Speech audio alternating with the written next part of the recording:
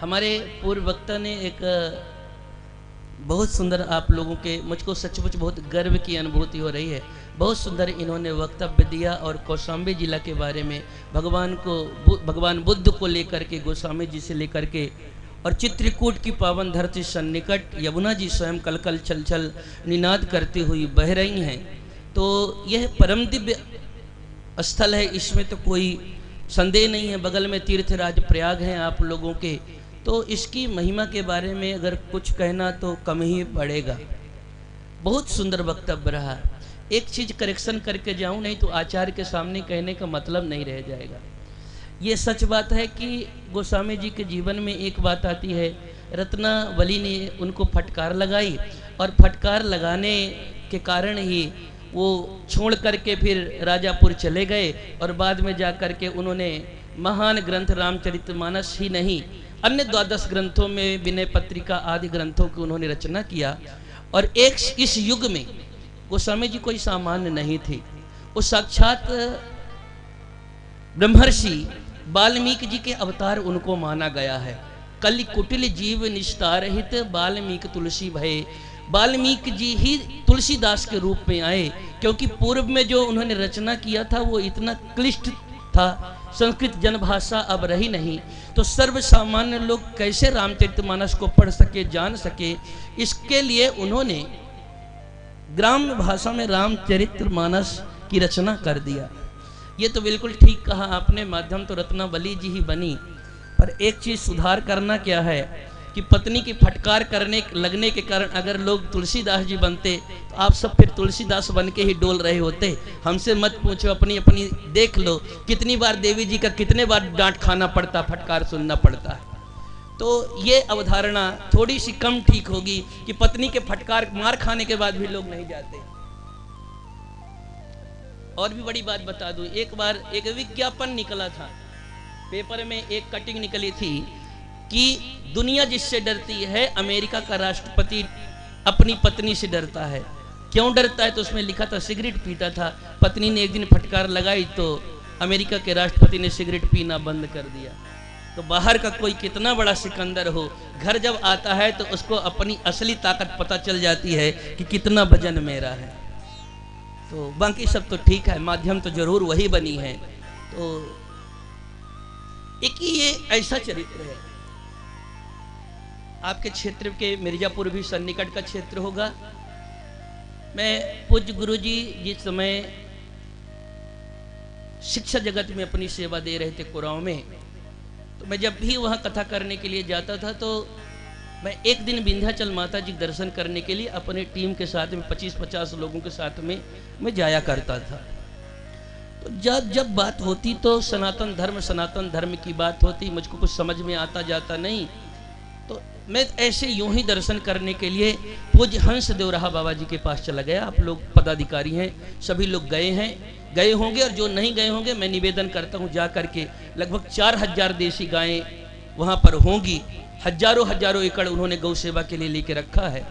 तो मैं पूज्य सरकार के दर्शन करने के लिए गया था और उनसे मेरा एक ही प्रश्न था कि मैं 25-30 साल पहले जन्म लेने वाला बच्चा, ये सनातन धर्म क्या है हमको कुछ नहीं पता, बात समझ में आना चाहिए आप सबके भी। उस महापुरुष ने कहा कि आप यहाँ कैसे आए हैं? तो मैं बताया कि बगल में कुराओं है, मैं राम कथा गा रहा हूँ वहाँ पर। तो उन्होंने एक शब्द में कहा, फिर कुछ मत पूछो, संपूर्ण जो राम जी का, भगवान राम का चरित्र है ना, वही हमारा सनातन धर्म का मूल स्वरूप है। जो राम जी का चरित्र है और सनातन धर्म दोनों अलग अलग नहीं है। और मैं जब भी राम कथा गाने के लिए बैठता हूं तो मैं यही कहता हूं कि भागवत की कथा सुनो, गीता की सुनो, उपनिषद सुनो, कुछ भी सुनो, उन सबको तो कथा मान करके सुन लो। और जब राम कथा सुनने की बात आए तब कथा मान करके राम कथा मत सुनो। क्यों? क्योंकि ये राम कथा केवल कथा नहीं है, यह तो जीवन दर्पण है, यह शीशा है साहब। पुत्र का पिता के साथ संबंध कैसा हो, पत्नी का पति के साथ संबंध कैसा हो, एक भाई का दूसरे भाई के साथ संबंध कैसा हो, एक प्रदेश का दूसरे प्रदेश के साथ संबंध कैसा हो, और एक देश का दूसरे देश के साथ कैसा संबंध हो, ये कोई शिक्षा अगर देता है, संपूर्ण शिक्षा हमारी रामचरितमानस देती है। और आज जब इतने विशिष्ट लोग बैठे हैं तो सुन भी लो। यही राम कथा है, इसके अलावा कोई राम कथा नहीं है। पंडित दीनदयाल उपाध्याय जी ने यही तो कहा था, पंक्ति में खड़ा अंतिम व्यक्ति का विकास। तो मैं गारंटी के साथ, मेरी व्यासपीठ दावे के साथ इस बात को कह सकती है कि अगर लोकतंत्र का सबसे अनुपमेय उदाहरण कोई है तो वह रामचरितमानस है। राम जी का संपूर्ण चरित्र के अलावा कोई नहीं है। अंतिम खड़ा व्यक्ति कौन है साहब? फिर मैं वही कहूंगा, जातियां तो हमारे यहां अनादिकाल से थी, पर जातिवाद देने का अगर किसी ने काम किया है आज तक, तो कहीं ना कहीं वोट बैंक वाले या समाज को जो तोड़ करके राज करना चाहते थे, उन लोगों ने जातिवाद में ऐसा मेरे समाज को घोल करके रखा है कि एक परिवार, एक भाई दूसरे भाई का आज जानी दुश्मन बन करके दौड़ रहा। अंतिम पंक्ति का विकास कौन है? अयोध्या का बनने वाला राजा राम अयोध्या के राज सत्ता को ठुकरा करके वन को जाता है। आप कहोगे पिता की आज्ञा से जा रहा है? ना जी, पिता की आज्ञा से नहीं जा रहा है। पिता तो बार बार कह रहा है कि राम, मुझको आप बंदी बना करके अयोध्या के जेल खाने में डाल करके तुम राजा बन जाओ, क्योंकि तुमने कोई अपराध नहीं किया है और निरपराध को बन नहीं जाना चाहिए। पर वो आदर्श बेटा का चरित्र भगवान राम का है। वो कहता है कि मेरे जीते जी मेरे पिता के दिए हुए वचन पर कलंक लग जाए और अयोध्या में रहकर राजा तो बन जाऊंगा, पर राजा राम बनने के लिए तो हमको वहां जाना पड़ेगा जहां हमारे नगर के, हमारे क्षेत्र के, हमारे प्रजाजन जो वनों में रहते हैं, जो बीहड़ों में रह करके दर दर के खाक छान रहे हैं। और मैं बड़ी जिम्मेदारी के साथ कह रहा हूं, यही रामचरितमानस है। जाके पैर ना हटी विवाई, सो का जाने पीर पराई। जिसके पैर में कभी कोई कांटा चुभा ही नहीं, वह हमारे आपके दर्द को कैसे जान सकता था? आज मेरे पास 3-4 गुरुजी के शिष्य हैं, बच्चे बैठे थे, बड़ी अच्छी चर्चा चल रही थी, देश की आजादी के समय की चर्चा चल रही थी। एक सुधार हो गया होता, अगर उस समय लौह पुरुष सरदार वल्लभ भाई पटेल देश के प्रधानमंत्री बने होते तो आज देश की सूरत कुछ और बन करके दिखाई दे रही होती, क्योंकि उनको पता था कि मेरे देश में रहने वाले प्रजा कैसे हैं, लोग कैसे हैं, तो एक सूरत बदल जाती। और अगर भारत का विकास करना है तो अंतिम पंक्ति का खड़ा व्यक्ति कौन है? आप एक बार उठ करके देखो। जिसको आज दलित, शोषित, वंचित आप कहते हो, वो कोई दलित, शोषित, वंचित नहीं है। अयोध्या से लगा हुआ एक सीमा है, एक राज्य है, और वहां के राजा का नाम निषाद राज है, जिसको आप आजकल के भाषा में, जिसको आप SC ST में कुछ गिनते होंगे। मुझको तो ये पता नहीं चलता किस जाति में कौन आता है, मैंने कभी जाति जनगणना नहीं किया, पर मैं इतना जानता हूं कि ये जो जातिगत बात है ना, वो निषाद राज कौन है साहब जानते हो? चक्रवर्ती सम्राट अयोध्या के राजा का बेटा राम के, और बाद में होने वाले युवराज, और युवराज के बाद में होने वाले महाराजाधिराज राम के मित्र का नाम है निषाद राज केवट। वो उनके मित्र हैं। आप पक्षियों की बात करोगे, पक्षी में कौन है? अंतिम पक्षी, मैं अंतिम की बात कर रहा हूं।